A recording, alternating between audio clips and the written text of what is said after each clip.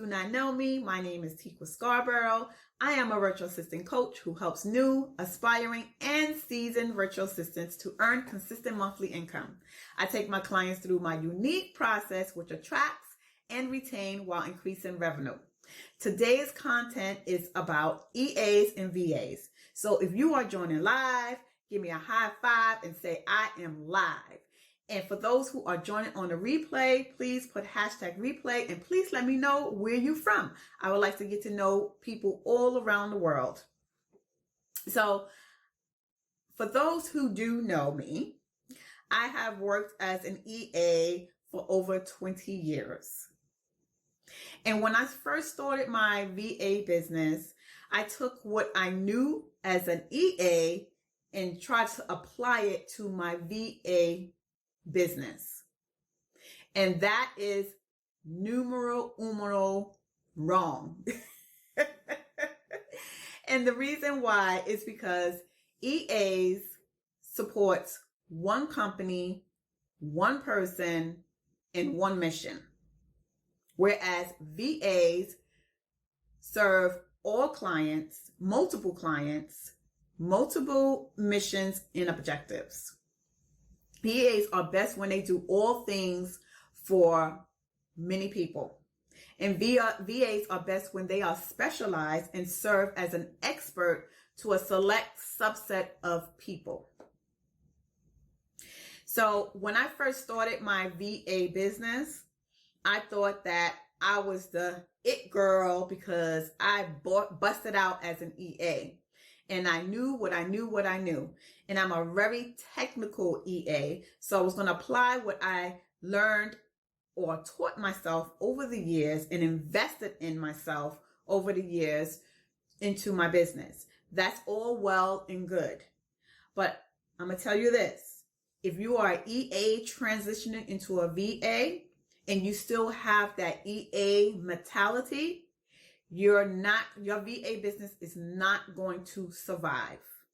And the reason why it's not is because it is totally different. It's a totally different ball game. You would think that EAs and VAs are connected or they're like sisters, but they're not. They are like cousins. Okay. Whereas an EA works in the office for, like I said, for one company, one person, one mission, and VAs different, multiple clients, multiple missions and objectives. So the two, you can't put the two together. They have to be different. Okay. And you have to retrain yourself to think and work as a virtual assistant. And you're working as a virtual assistant remotely, not in the office. You use your home as an office, but you're working from home. That means that you have your own computer, you're investing in your own software, and you're also investing in your own skill sets. If you are an EA, you have some advantages. You have a lot of advantages over others who have not had the experience working in the office for a company. Now, if you're just starting your VA business, trying to get into the executive virtual assistant role, it's going to be a little harder for you because you have not had that experience with working with a company for executive or manager, or even as a receptionist. A receptionist is acceptable too because you're answering phone, you're doing calendar management, you're doing email management, and you are dealing with customers or clients on a daily basis. So if you are just starting out, you should invest yourself in some courses to get you up to speed on how to do those things. So when you are working as a VA, you have to, one, know your niche. You have to niche down. So because what's going to go against you is that as an EA, you can do all things. You do email, calendar, answer phones, travel arrangements, events. There's so many things that you do as a EA.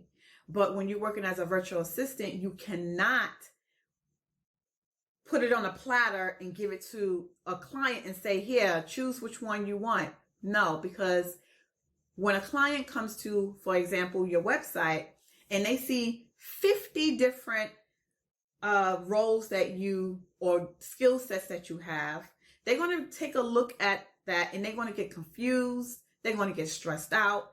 And then also they're going to miss out on the one thing that they needed to hire you as. So you don't want to confuse them and you don't want to stress them. Our job is to ensure that they are less stressed and that we are there to solve their problem so that they can work on their business stress-free of administrative duties or technical duties, whatever they hired you for.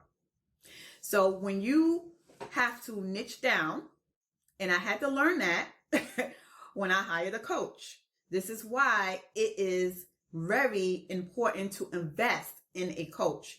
Someone who has been there before, has been down that road, and also can get you set up in your virtual assistant business without you having to go through all the obstacles and figuring out how to do this and do that.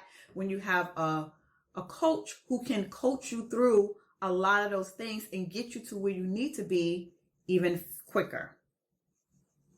Now, when you apply all those things, that all the skill sets that you have to really sit down and you're going to have to niche down to at least one or two things. Whether you are going to support event planners, or you're going to support business coach, or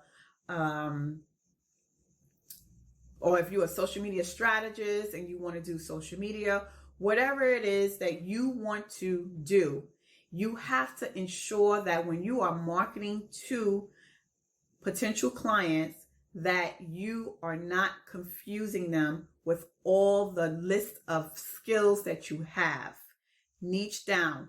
You have to be an expert to one in order for you to support a client and land a client so that they can see the skill sets that you have and how you can help them.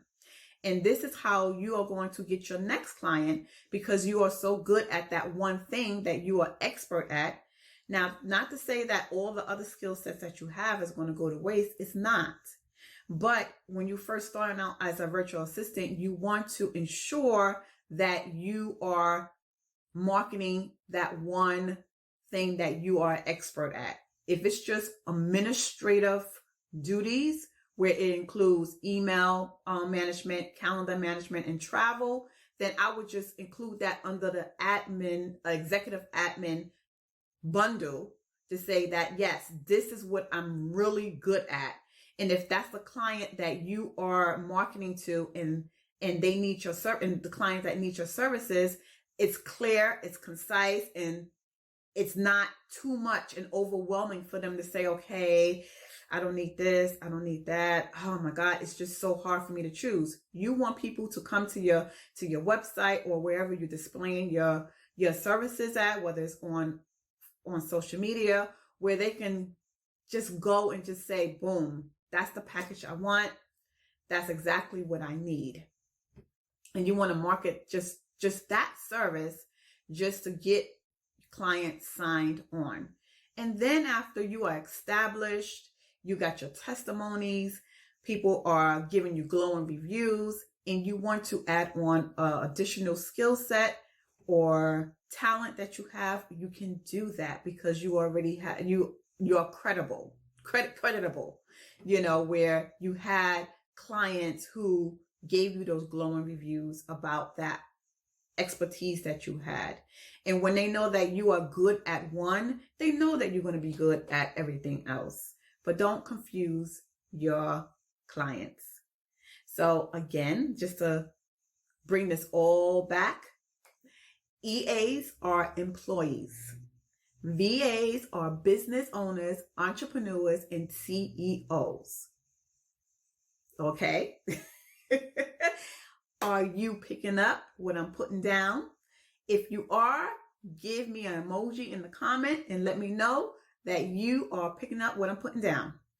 All right, guys, that is what I wanted to come on today to give you, was that content, EA versus VAs.